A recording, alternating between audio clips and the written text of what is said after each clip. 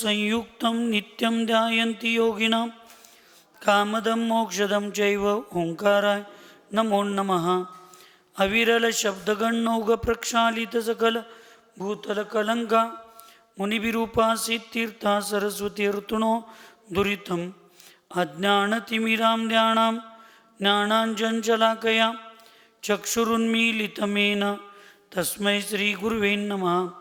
श्री परम गुरुभ्यो नमः। परंपराचार्य गुरुभ्यो नमः। सकल कलुष विध्वंसकम श्रेयसां परिवर्धकम धर्म संबंधकम भव्य जीव मन प्रतिबोधकारक मिदम शास्त्रम श्री मरणकंडे मूलाचार प्रदीप नामधेयम अस्य मूलग्रंथकर्तार श्री सर्वज्ञ देवा सदुत्तर ग्रंथकर्तार श्री गंधर्देवा प्रतिगंधर्देवा तेषां वचोनुसार मासाद्य सकल कीर्ति आचार्येण विरचितम् इदं शास्त्रं श्रोतार सावधानतया शृण्वन्तु। मंगलं भगवान् वीरो मंगलं गौतमो गणि मंगलं कुन्दकुन्दाद्यो जैनधर्मोऽस्तु मंगलं सर्वमंगलमाङ्गल्यं सर्वकल्याणकारकं प्रदानं सर्वधर्माणां जैनं जयतु शासनं वन्दे विद्यासागरं वन्दे सन्मती।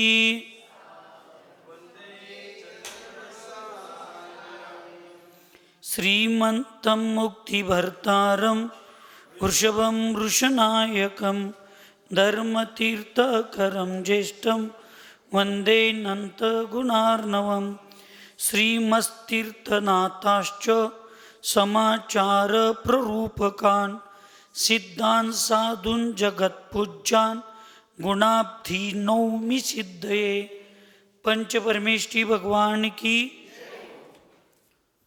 अहिंसामय विश्व धर्म की, सिद्धांत शास्त्र की, परम पूज्य आचार्य भगवान सकल कीर्ति महामुनिराज की, चारित्र चक्रवर्ती 20वीं सदी के प्रथमाचार्य शांति सागर जी महाराज की, संत शिरोमणि आचार्य गुरुवर विद्यासागर जी महाराज की, शांत मूर्ति वात्सल रत्नाकर आचार्य गुरुवर सन्मति सागर जी महाराज की, 3 कम 9 करोड़ महामणिराजों की आज के आनंद की।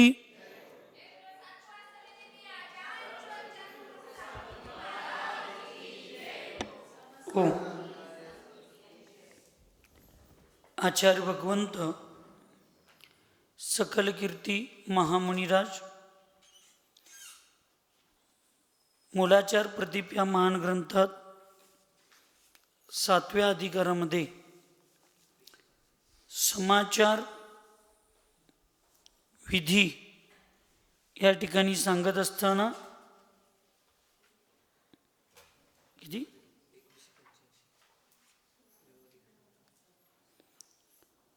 त्या ठिकाणी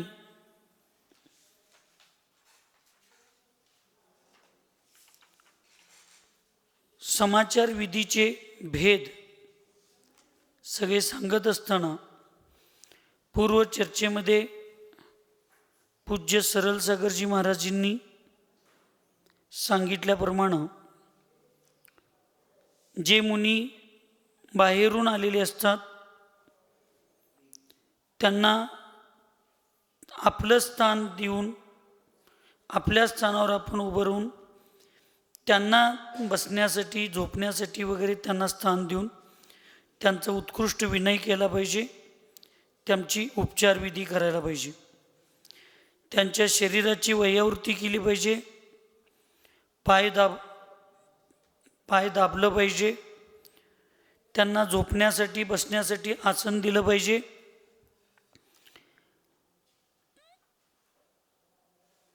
त्यांनी कुठून आले,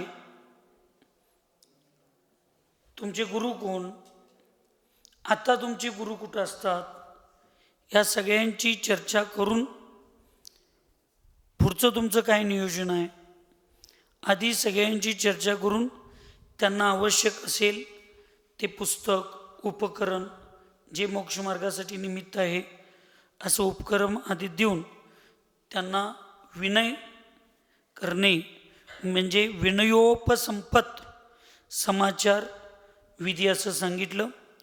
आज बघायचं आहे क्षेत्र संपत समाचार विधीचं स्वरूप। दृग्ज्ञान संयमाधाश्च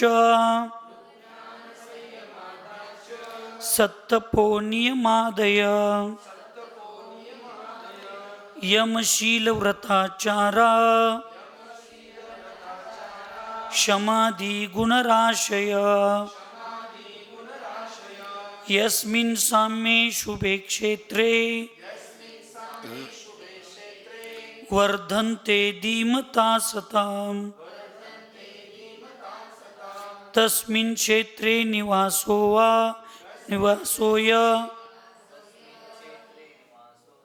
क्षेत्रोपसंपदेव सा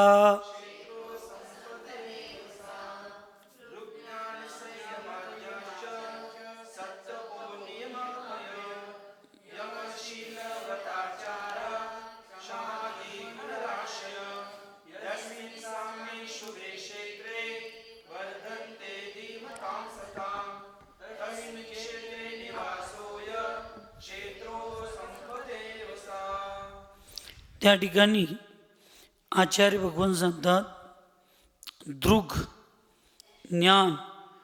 दृग म्हणजे दर्शन, सम्यक दर्शन, सम्यक ज्ञान, संयम, आधाश्च आदिच, सत तपो नियम आदय. सत म्हणजे उच्च सत्य जे आहे तसं उत्कृष्ट. तप नियम, परत खाली काय सांगितलं, यमशील, शील म्हणजे चारित्र, व्रत, आचाराहा आचार, क्षमा आदी गुण आशय. हे सगळे जे गुणाचा आशय धरणारे सगळे गुण आहेत सगळे, ह्या सगळ्या गुणांची यस्मिन साम्ये, साम्य म्हणजे समान, यस्मिन म्हणजे ज्या ठिकाणी, साम्ये शुभे क्षेत्रे, समशीतोष्ण वातावरण आहे, म्हणजे आपल्याला जसं पाहिजे तसं साम्य, समान किंवा शुभ असं शीत आणि उष्ण असं वातावरण जिथं आहे की जेणेकरून वर्धन्ते धीमताम सताम. वर्धन्ते म्हणजे वृद्धी होते. कशाची? धीमता म्हणजे चांगल्या बुद्धिवान लोकांची वर सांगितलेल्या गुणांच्या मध्ये वृद्धी होते. दर्शन, ज्ञान, चारित्र, संयम, तप, नियम, शील, व्रत आदींच्या मध्ये वृद्धी होते.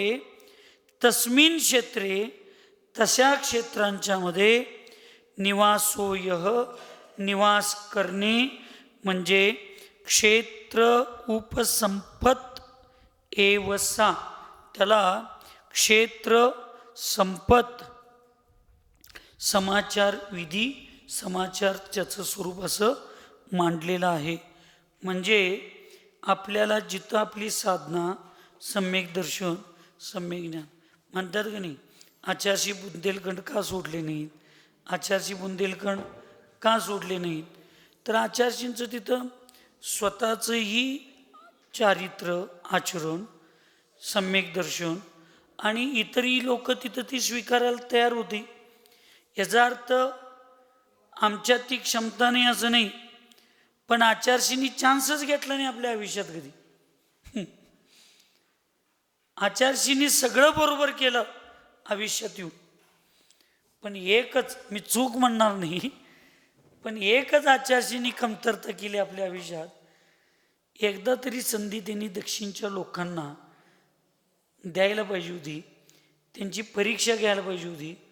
आम्ही दक्षिणवाले लोक काय आमची अवस्था झाली जाऊन काय, बिन स्पर्धा देता आम्ही पराभव झालो. म्हणजे कुठं स्पर्धेत आम्ही भाग घ्यायला मिळाला नाही, आम्हाला कुठली स्पर्धा करायला मिळाली नाही, कायच नाही, तरी पण आमच्या कपाळावर कायमचं पराजयाचा शिक्का.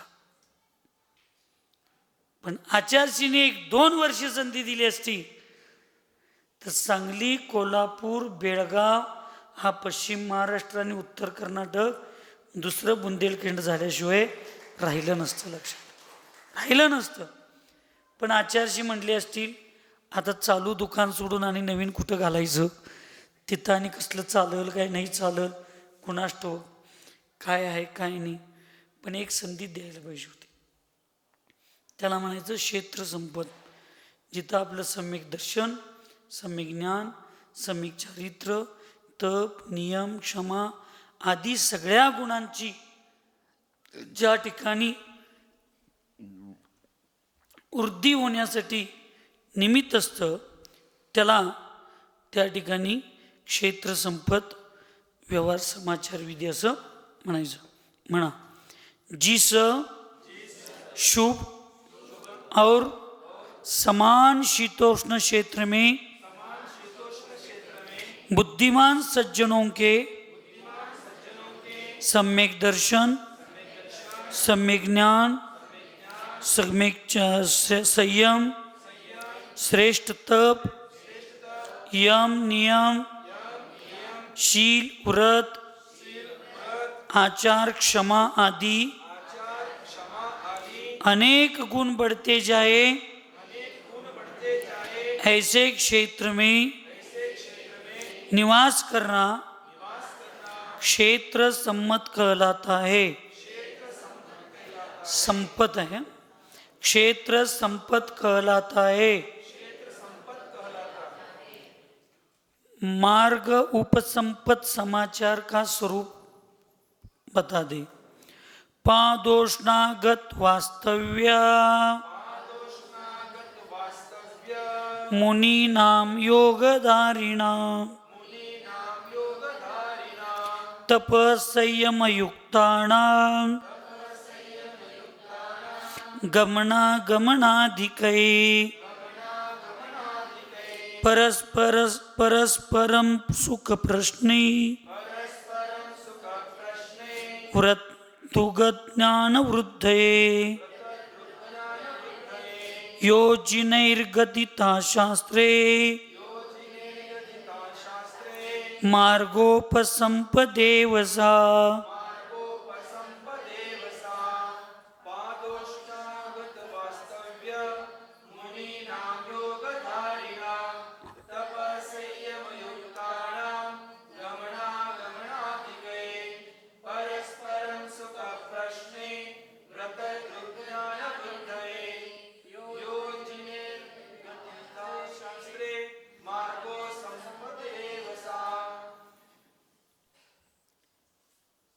जो मुनि मना तप और संयम को धारण करने वाले हैं और योग को धारण करने वाले हैं तथा बाहर से आकर अपने स्थान में ठहरे हैं अथवा अपने ही संग के मुनि बाहर जाकर आए हैं, उनके सम्यक दर्शन, सम्यक ज्ञान और व्रतों की वृद्धि के लिए आने जाने के समय की कुशल वार्ता पूछना, परस्पर सुख का प्रश्न करना. भगवान जिनेंद्र देव ने अपने शास्त्रों में मार्गोपसंपत बतलाई है. क्षेत्र समाचार विधी संपूर्णच गेली. म्हणजे ही फार कमी लोकांच्यात राहिली, साधूंच्यात. उलट एखादे मुनी महाराज विहार करत असतील आणि कोण तर त्यांच्या मदतीला जात असेल सेवेला, तर आमच्यासारखा एखादा साधू, तुम्हाला काय माहिती आहे का ते महाराजांचं कशाला चालायचं तिथं, काय असल्यांच्याजवळ जाऊन तुम्हाला पुण्य मिळणार आहे, कशाला तिथं जातायचा. आणि जरा मनात विष फिरून त्या सेवेत आणि अडथळा जाणायचं. इथं आचार्य काय सांगायला लागलेत, जे मुनी महाराज तप करणार आहेत, आमचे सरळ सागर महाराज, श्रुत संवर्तक, सरळ सागर महाराज संवर्धक काय हां संवर्धक सरळ सागरजी महाराज षोडशकारांमध्ये ते हिरवं खात नाहीत, षटरस्त्या करतात, सगळं करतात. असं जे मुनी तपाला धारण करणार आहेत, संयम को धारण करने वाले राहुल भैया या ठिकाणी चंद्रकीर्ती सागर महाराज झाले. ते संयमाला धारण करण्यासाठी निघाले. तर अशा लोकांना, योग धारण करणाऱ्या लोकांना आपण विचारलं पाहिजे. मग आता आम्हाला काही लक्षात येईना किंवा आम्हाला असं वाटतंय मग आम्ही तुमच्यासाठी काय सेवा करू, तुमच्या या साधनेमध्ये वृद्धी व्हायला, तुम्हाला त्याच्यामध्ये परिणामांची स्थिरता राहायला आमच्याकडून काय सेवा करायला पाहिजे, आम्हाला पण संधी द्या. मग तुम्हाला एखादं शास्त्र लागणार आहे का, तुम्हाला काय लागणार आहे का, षटरस्त्याग करणार आहे म्हटल्यावर मग काय काय जेवायला करू तुम्हाला, असलं विचारायचं नाही. म्हणजे हे तिथं तुमचा विषय चाललाच नाही हो. यायचं नाही म्हटलं की कुठल्या गाडीत बसू. अहो इथे विषय कोणाचा चालला आहे, तुमच्या शेजारी बसणाऱ्या आमच्यासारख्यांचा विषय चालला आहे की तुम्ही आता तप संयम धारण करायला. म्हणजे आता काय करू आम्ही, तुम्हाला कुठलं तेल लावू, चमेलीचं लावू काय, केवड्याचं लावू काय, गुलाबाचं लावू, कुठलं तेल लावून तुम्हाला चोळायला पाहिजे, मॉलिश करायला पाहिजे.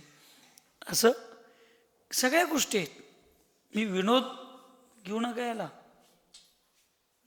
आता त्यांनी ते करायला लागलेत तर तुम्ही माझ्यासारख्याकडं किंवा मी तीर्थोद्धारक वीरसागर महाराजांच्या सारख्याकडं जाऊन विचारलं पाहिजे. आपले महाराज आता षटरसाचा त्याग करणार आहेत, एक आहार एक उपवास करणार आहेत, हे उदाहरण सांगालोय. हां, असं वेगवेगळी साधना करणार आहेत. मग मला तर काही लक्षात येईना कसं करायला पाहिजे आपण त्यांची सेवा काय करायला पाहिजे. त्याच्यासाठी मग कोण चंगू मंगूमती आणि कोण कोण आहेत सगळ्यांना बोलवा. मग उद्यापासून महाराजजी आहार घेणार आहेत, जरा त्यांनी लोण हे षटरस त्याग करणार आहेत. मग जरा आहारात त्यांच्यासाठी शक्ती टिकायला पाहिजे, साधना त्यांची वाढली पाहिजे, आळस यायला नको. त्यांना ह्या पद्धतीचा आहार करता काय बघा, त्यांना अशा पद्धतीनं आहार देता काय बघा, हे सांगायला पाहिजे आम्ही लोकांनी. हे साधूंच्या एकमेकाप्रती वात्सल्यभाव असला पाहिजे. आम्ही शिखरजीला चाललो, आता आम्ही तर वीरसागरांना घेऊन जायचा विचार करायला लागलोय. कारण एकदा फेरी मारून आल्यात, कलेक्टर आहेत त्यांनी सर्वे करून आल्यात. म्हणजे मला थोडं त्रास कमी होईल. म्हणजे जागा बघायचं असू दे किंवा मग वाट्यातल्या व्यवस्थेचं असू दे, सगळे त्यांचे भक्त मोठे मोठे आहेत तिकडं. सगळं आपल्याला काय कोणाला काय कर म्हणायची गरज नाही, काय नाही.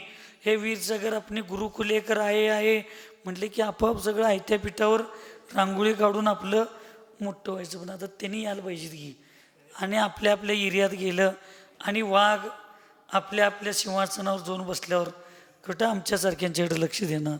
पण आता असं चाललं तर आम्ही चाललो तर वीरसागर महाराजांनी चौकशी केली पाहिजे. वीरसागर महाराजांची यात्रा चालू आहे तर आम्ही चौकशी केली पाहिजे. आम्ही सगळीजण चाललो आहे तर तुम्ही म्हटलं पाहिजे कुठं सिद्धक्षेत्राची यात्रेला चाललं आहे काय आहे काय नाही, काय व्यवस्था करू. आमच्या कोथरीवाल्यांच्याकडं काय काय सेवा आम्हाला केलो तर आम्हाला त्याचं समाधान वाटेल, आम्हाला काही तर सूचना द्या, असं तुम्ही निवेदन केलं पाहिजे. अन्य संघातल्या साधूंनी विचारलं पाहिजे. अन्य संघातले साधू यात्रा करत असतील तर आम्ही विचारलं पाहिजे, आम्ही त्यांना मदत केली पाहिजे, जे असेल ते सहकार्य केलं पाहिजे.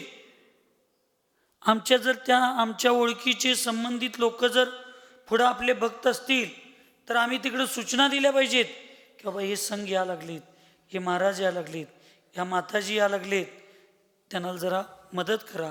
आतल्या गावातून तुमच्या गावाकडे घेऊन जावा, पुढल्या गावापर्यंत सोडायला जावा, वाटत काय लागणं असलं तर थोडं त्यांना सहकार्य करा.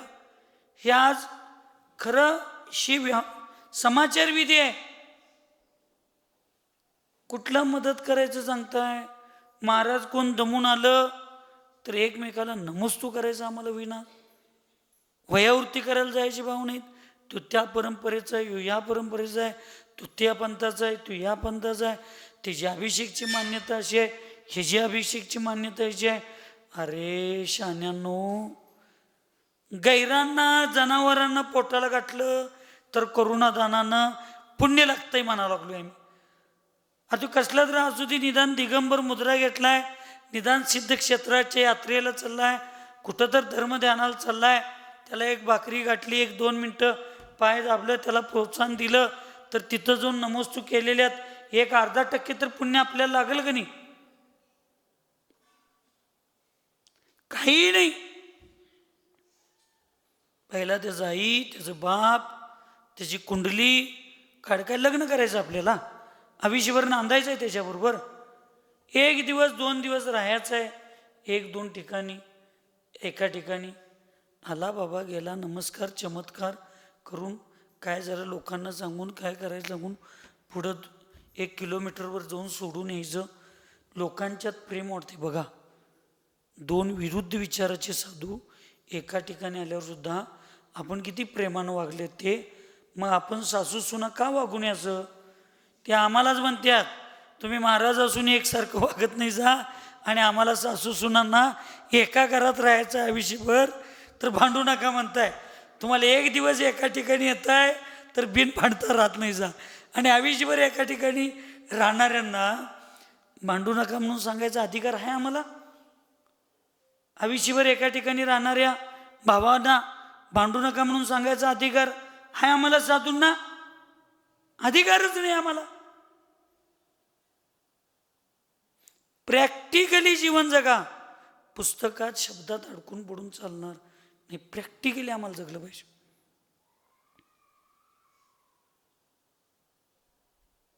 अहो शत्रू सुद्धा, शत्रूच्या घरात जरी आपण गेलो आणि एखाद्या महिलेनं आपल्या घरातल्या एखाद्या महिलेची ओटी भरली तर शत्रूचा सुद्धा तो ओठा, तो पदर, ते सूप मोकळं रवणे म्हणून इच्छा नसली तरी बायका, मिथ्यादृष्टी बायका 4 दाणं गव्हाची समोरच्याच्या सुपेमध्ये घालतात की नाही? काय मिथ्यात्व जाऊ दे, सम्यक मिथ्यात्व 2 मिनटं. हे जोगवा मागायला याला त्याला महिला बायका येतात की नाही घरापुटनं, त्या लोकांना आपण मुठभर गाठलो तर त्यांनी त्यांच्या झोळीतलं 4-5 बोटात मावल तेवढी 4 दाणं काढून आपल्या सुपामध्ये, आपल्या बुट्टीमध्ये, आपल्या पदरामध्ये घालतात. मिथ्यादृष्टी लोकांना एवढी करुणा आहे, एवढी दया आहे की ज्या माणसानं मला गाठलं त्याचं घर कधी मोकळं राहू नये. किंवा आशीर्वाद रूपात तुला 4 दाणं घे. आणि आम्ही सम्यक दृष्टी होऊन साधं नमोस्तू करायला आम्हाला बिघडायला लागले, 2 मिनटं पाय दाबायला आम्हाला बिघडायला लागले. बरं तुझ्यापेक्षा बारका असलं तर दाबू नकोस, मोठं असलं तर दाब. तुमच्यापेक्षा वयानं लहान असलं तर दाबू नका. तुम्ही ताम्रपत्रावर लिहून आलाय मी पहिला मोक्षाला जाणार आहे, मी पहिला जन्मलोय, शो मागणं मोक्षाला जाणार आहे, शो नंतर जन्मलाय. ठीक आहे, तुम्हाला देवानं सांगितलं असलं तर करू नका, पण तुमच्या संघातल्या साधूंना तर सांगा. आम्ही पण जाणार नाही आणि तुम्ही पण जायचं नाही. फार मोठाच धमा. आणि म्हणून वास्तविक आपल्या समाजाला हे धर्मापासून दूर जाण्यापासून दुसरा समाज निमित्त नाही, आपल्या समाजाची लोकच आपणच आपला धर्म कमी करायला लागलोय, आपणच आपला धर्म संपवायला लागलोय. नाही, त्यांनी चुकीचं वागत्यात, त्याला अनुमोदना दिलेल्याचं पाप लागतंय. वा फट्ट्यांनो, बाजारात जाऊन माताजींच्या चौक्याला, महाराजांच्या चौक्याला दोडका आणताना त्या शेजारच्या पाटीत कांदा आहे, त्या कांद्याला लागून दोडका आहे, तो दोडका आणून धुवून महाराजांना घालताना तुम्हाला अनुमोदनेचं पाप लागत नाही. हा, ज्या बाजारात बाजार आणायला जात आहे तिथं सगळं शुद्धच माळवं असेल, कांदा लसूण बटाटो काय नसणारच आहे. त्या बाजारात कोणतरी एका कोपऱ्यात अंडी वगैरे विकायला बसलाच नसल. हां, बसल्यात की नाही? त्या बाजारातलं माळवं आणून आम्हाला खाताना दोष येत नाही. अनुमोदनेचं पाप कवा आहे? तुम्ही करताय ते सगळं बरोबर आहे असं म्हटलं तर अनुमोदन आहे.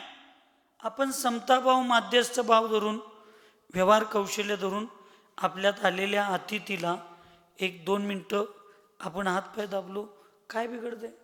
नाही नाही, आमच्या महाराजांनी सांगितल्यात असल्या महाराजांना चौका लावायचं नाही, पाप लागतंय. जावाई दारू पिऊन येतोय, त्याला जेवायला वाढलं तर पुण्य लागतं. हिला प्रतिमा आहे तिची. हा, खरं काय खोटं आहे? मंजुनाथ स्वामी, खरं काय खोटं आहे? रात्री जेवणारा जावाई चालतोय, कंदमूळ खाणारा जावाई चालतोय, मावा गुटखा खाणारा जावाई चालतोय. त्याला जेवण करून घातलं तर सासूला पाप लागत नाही, सम्यक्त्वात दोष येत नाही, प्रतिमेला कुठली अडचण येत नाही. एका महाराजांना घासभर करून घातलं, सम्यक तो बुडलं. अरे भक्ती खरी असली तर तुकारामाच्या गाथा बुडलेल्या वर आल्या. तुमचं सम्यक तो त्याच्यापेक्षा हलका आहे बुडायला. काय आपण करायला लागलोय? काय आपले नेमकं मानसिकता आहे? धर्माच्या ठिकाणी समताभाव पाहिजे, आदरभाव पाहिजे, का धर्माच्या ठिकाणी द्वेषभावच आहे? अनेकांतवादी व्हायला पाहिजे आपण, आतंकवादी होऊन चालणार नाही. म्हणून एकमेकाचा आदर केला पाहिजे. कुठलाही असू दे, साधू कोणी असू दे, एखादं मोठं व्रत, तप, संयम धारण करत असतील, चिय निष्क्रित व्रत आहे, आधी असं मोठं तप धारण करत असतील तर आपण अनुमोदना देऊन त्यांची साधना चांगली होऊ दे म्हणून आपण करायला पाहिजे. मला तर कुठले साधू, कुठलं संघ काय कळत नाही.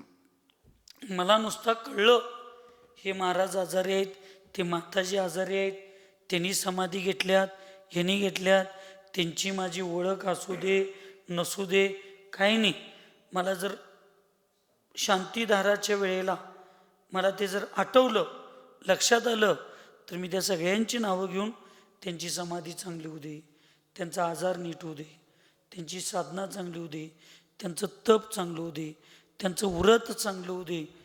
काय देवापुढं फुकट बसून भाव करायला काय बिघडतो? अहो शास्त्र आपल्याला सांगतंय, वसुदैव कुटुंबकम, विश्वची माझे घर. मग माझ्या घरातली सगळी लोक चांगली असावीत, सुखी असावीत, समाधानी असावीत असं वाटत नाही? वाटते का वाटत नाही? वाटतंय.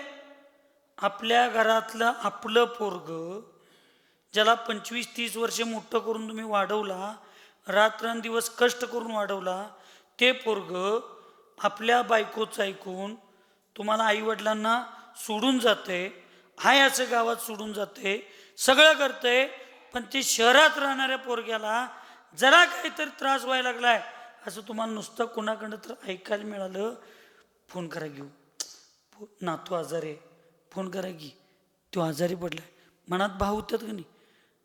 तुम्ही मारायला काय जिवंत आहे त्यानं कधी चौकशी केला नाही, पण त्याच्या घरात काय तर संकट आलं, आपण आई वडील म्हणून चौकशी करतोय की नाही? मनात भाव होत्यात का नाही? हा, मग तुम्हाला संयमी असंयमी लोकांना, श्रावकांना आपल्याला ठोकर मारून गेलेल्या पोरग्याबद्दल एवढं प्रेम आहे, आतडं तुटत नाही. आम्ही साधूंनी किती एकमेकाबद्दल प्रेम आस्था दाखवली पाहिजे. नुसताच म्हणायचं दया के सागर चंद्रपूर सागर, करुणा के सागर चंद्रपूर सागर, काय समता के सागर चंद्रपूर सागर, यातलं काय एक पण नाही. सगळ्यात लावायचं, अकरुणा के सागर, असमता के सागर, अदया के सागर. गुण सगळी आमच्यात वेगळीच. मग घोषणा दिल्यामुळं मला मोक्ष मिळणार आहे? नाही मिळणार, लक्षात ठेवा. असं करून आम्ही खोट्या घोषणा देऊन गुरूंना अहंकारी करायला लागलो. आणि आम्ही गुरु लोकांचं हवेत आहे सध्या. जमिनीवर आकाशगामी विद्या प्राप्त झाली आम्हाला. जमिनीवर पाय टेकायला आम्हाला तयारच नाही. आणि कुठली वृत्ती ती साहेब काय ते परिहार विशुद्धी. कुठली परिहार विशुद्धी. आम्ही कुणावर जरी पाय ठेवलो, आमच्या पाय ठेवल्यामुळं कुठला जीव मरत नाही अशी आम्हाला परिहार विशुद्धी झाल्या. आम्ही काय जरी केलो आम्हाला पाप लागत नाही. नाही लक्षात. साधूंची चौकशी केली पाहिजे, त्यांचं व्यवस्थापन केलं पाहिजे, त्यांचं नियोजन केलं पाहिजे. श्रवण बेळगोळच्या चारुकीर्ती स्वामीजींच्याकडे जुन्या बघा, नवीन पण महाराज जरा जरा तसे आहे तसं कळलं. आता आपले नान्नीचे जिनसेन स्वामीजी आता आले, नवीन पीठावर बसले, सगळं झालं. आता त्यांनी सुद्धा मठामध्ये साडी, माताजींचे 1-2-4 कमंडल, 2-4 पिंचा कायम त्यांनी ठेवतात. त्यांना कुणाकडं जरी निरोप गेला, ह्या गावात माताजींना महाराजांना पिंची नाही, कमंडल नाही, साडी नाही, काय नाही, सगळं मदत तिला पाठवतात. त्यांनी द्या जावा. कमिटीला पाठवतात, नाही तर त्यांना बोलवतात आणि हे द्या जावा. कर्तव्य आहे, ती आपली जबाबदारी आहे. आपलं एकमेकाला मदत करायचं. एकमेका सहाय्य करू अवघे धरू, ते तुकारामांच्या गाथेत आहे. ते मिथ्यात्व आहे. आम्ही सम्यक दृष्टी आहे. आम्ही फक्त जिनेंद्र भगवंतांनी सांगितलेल्या ग्रंथात काय लिहिलंय तेच आम्ही करतो. त्याचं सांगतो, परस्परोग्रहो जीवानाम, एकमेकांना उपकार करा आणि त्या ठिकाणी मदत करा, एकमेकांच्यावर उपकार करा. ह्या गोष्टी तिथं लिहिलेल्या असतात. मग ते आम्हाला कळलं पाहिजे, आम्हाला समजलं पाहिजे, आम्ही त्याचा आदर्श घेतला पाहिजे. पण आम्ही करत नाही. हे करणं फार गरजेचं आहे.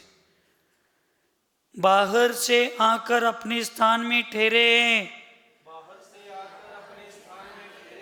प्रवास करून बाहेरून विहार करून आलेत आणि आपण लोक ज्या ठिकाणी थांबलोय त्या ठिकाणी एखादे साधू आले तर त्यांना विचारलं पाहिजे, अथवा अपने ही संग के मुनी बाहर जाकर आए हैं. म्हणजे विहार करून गुरूंच्या आदेशानं धर्मप्रभावना, पंचकल्याण पूजा असं विहार करून आलेत. त्यांचं उनके सम्यक दर्शन, सम्यक ज्ञान और व्रतों की वृद्धि के लिए आने जाने के समय की कुशल वार्ता पूछना.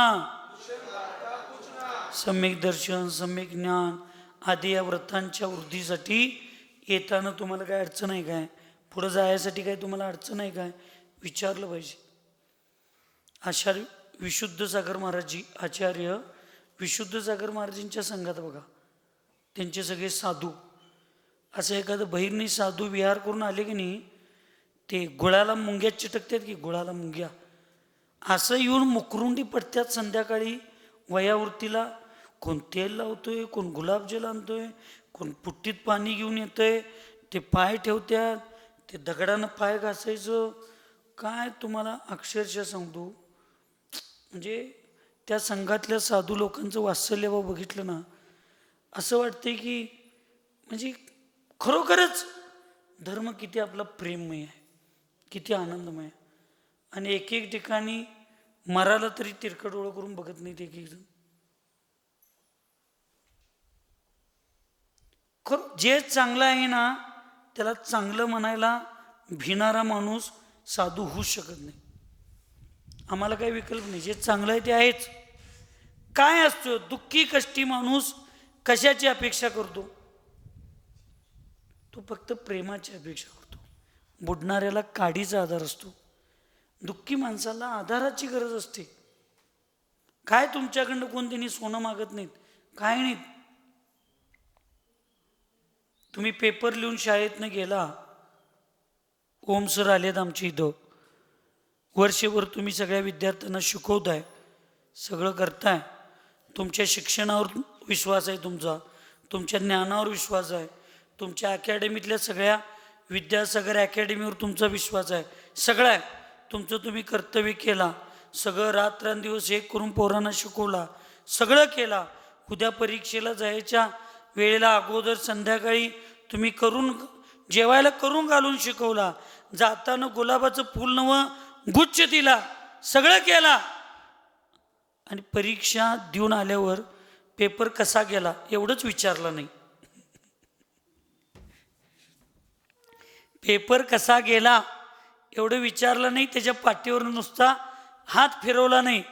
त्या विद्यार्थ्याला चांगलं वाटेल काय वाईट वाटेल? आणि तुम्ही पहिलं जरा सगळं कमी केलं आहे, पण पेपर देऊन आल्यावर बेटा कसं काय गेला पेपर? छान गेला ना? विश्वास आहे तू यावेळेला पास होऊ शकतोस, तू चांगलं गे. आता एक दिवस विश्रांती कर आणि उद्यापासून अभ्यासाला चालू कर. एवढे 2च शब्द तुम्ही बोलला. किती शब्द? 2च. त्या विद्यार्थ्याचा थकवा. आपल्या गुरूंनी आपल्याला पाठीवर हात मारून विचारलं, घरात गेल्यावर आईवडिलांनी पाठीवर हात थाप मारून विचारलं की त्या विद्यार्थ्याच्या वर्षभराच्या परीक्षेचं अभ्यासाचा जो थकवा आहे ना, तो थकवा एका सेकंदात जातो. का? त्याला अपेक्षा असत्या मला समजावून घेऊन शाबासकी देणारा कोणतरी एक माझा व्यक्ती पाहिजे. तसंच या साधूंची अपेक्षा असत्या. साधूनं काय असते? दुसऱ्या संघातले किंवा बाहेरून विहार करून आलेल्या साधूंना काय अपेक्षा आहे श्रावकांच्याकडं? कोतीवाले ऐका लागलाय? काही अपेक्षा नाही तुमच्याकडं. महाराज माताजी आल्या, एक 4 माणसं आली, महाराजी कुठनं आला? उन्हातच आला. किती तुमची तपस्या हो, असल्या उन्हात थंडीत आला तुम्ही? महाराजी बसा बसा बसा. गरम पाणी घेऊन गेलो, बुट्टी घेऊन गेलो, जरा पाय शेकलो, जरा वयावरती केलो, सगळं केलो. माताजींचं तुम्ही सगळं केला, सगळं केला. परत उद्या चौकात नाही लावला तर चालते. पण आल्याबरोबर त्या माणसाची मानसिकता दुखवली, म्हणजे कंटाळलेली असत्या. काय असते साधूंच्याकडं? अपेक्षा काय आपल्याकडं? काही नाही.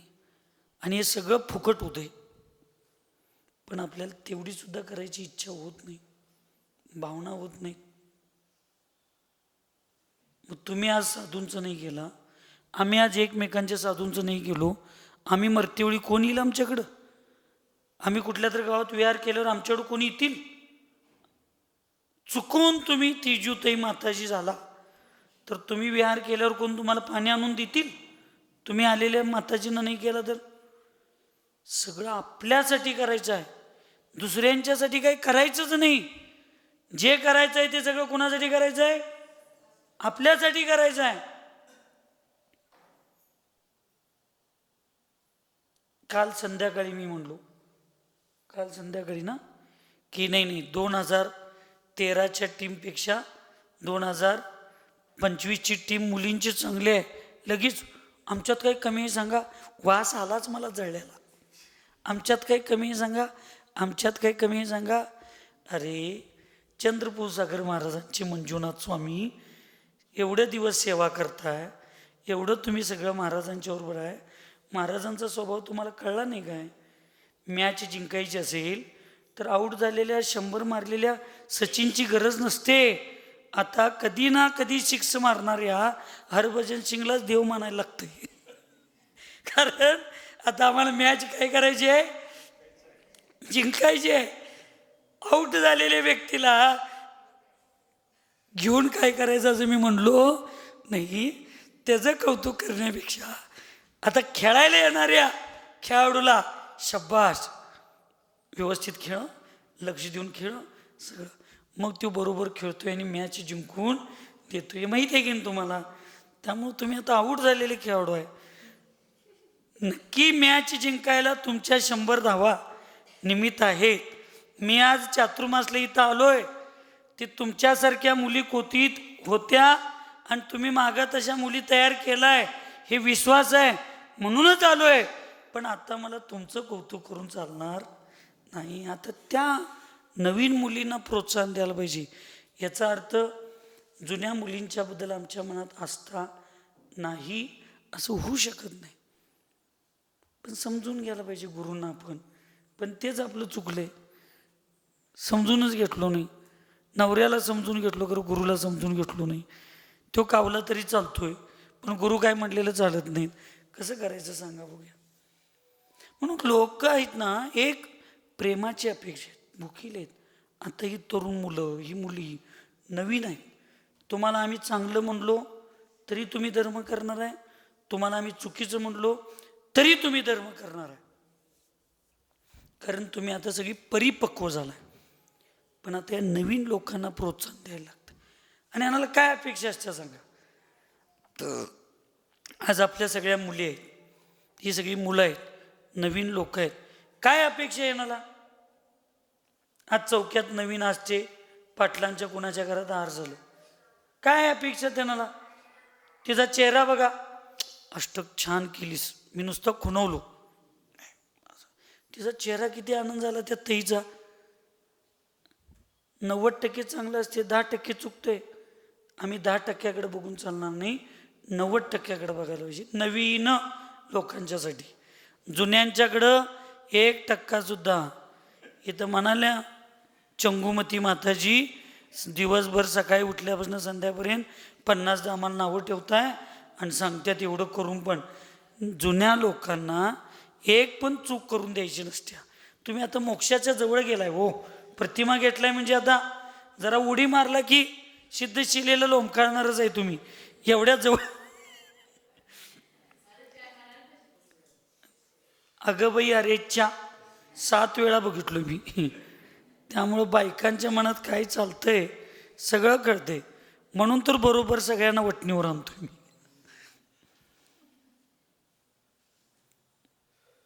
सांगण्याचा उद्देश काय आहे, जुन्या लोकांना शिथिल होऊन द्यायचं नाही आणि नवीन लोकांच्या चुकीला लगेच उजागर करायचं नाही, तर धर्मप्रभावना होते. तसे साधू जे येणारे असतात त्यांना काही अपेक्षा नाही आपल्याकडं. थोडं प्रेमाची, थोड्या आधाराची, थोड्या गोड बोलण्याची, शब्दाची त्यांना गरज असते.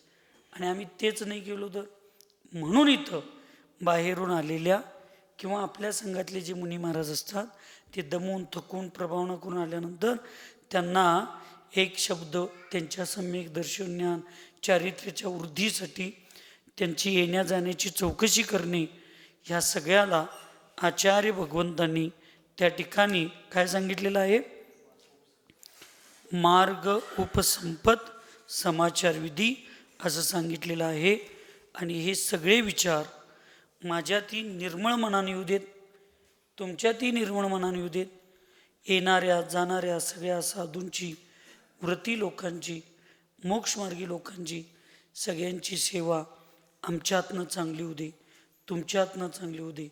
आणि ही समाचार विधी सगळ्या 40 काहीतरी आहेत ना, 40 समाचार विधी, 40 समाचार विधी पालन करण्याचं पुरुषार्थ, सामर्थ्य, श्रद्धा माझ्यात आणि तुमच्यात येऊ दे, एवढीच मंगलमय भावना व्यक्त करतो. नमदो. सुखी रहे सब जीव जगत में, कोई कभी न घबरावे, वैर पाप अभिमान छोड़ जग, नित्य नए मंगल गावे. ओम नमः. सबको क्षमा, सबसे क्षमा.